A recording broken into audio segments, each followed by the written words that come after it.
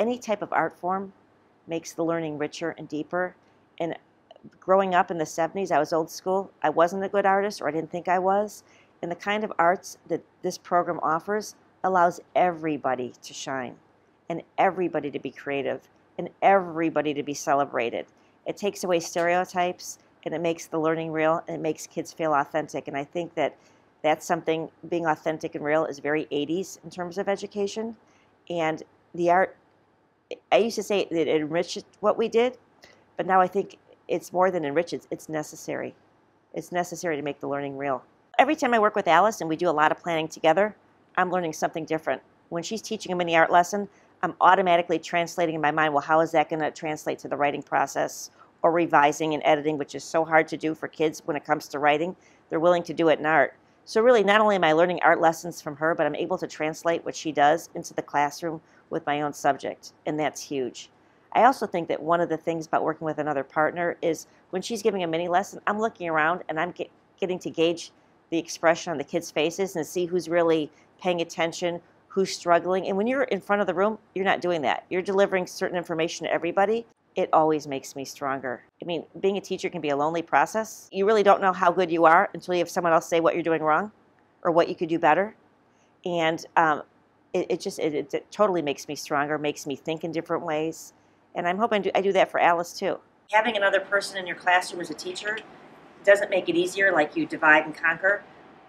This is our 6th year together. Having another person in the room just makes you work harder, and there's much more to do.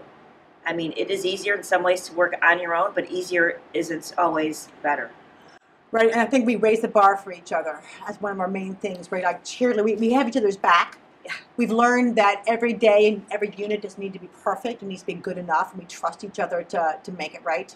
Well, Alice is teaching me how to be an artist. Finding moments of joy is really important. And also really, I learned this early on, learning how to share disappointment. Yeah, Those and that's one of the great things about partnerships is when you plan your butt off and it flops, and the kids leave, to be able to look at each other really honestly and say, what just happened?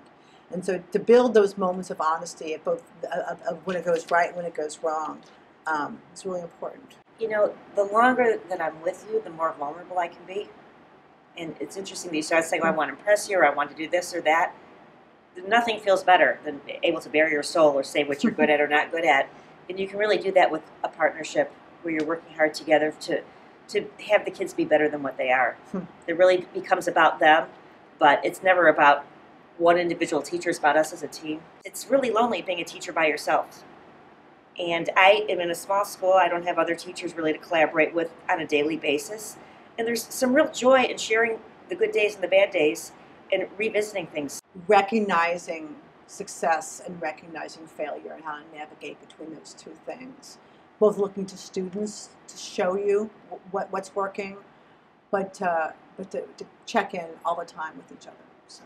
And I would just say the biggest thing is that you're really teaching me to look at art in a different way, and not only to help the kids, but for me to change my teaching practices because I can learn some new things. The more we work together, the harder we work. And it's never a perfect science, so it does get better all the time. The more mistakes we make, the better it gets. It's fun to be a teacher doing it, but it's also fun to be a learner. And the summer institutes are always amazing. And sometimes it's fun to do what the kids do. And a lot of those lessons really just get me enthused about the next year. I mean, Project AIM offers you to be a teacher, and it also offers you to be a student. I like that.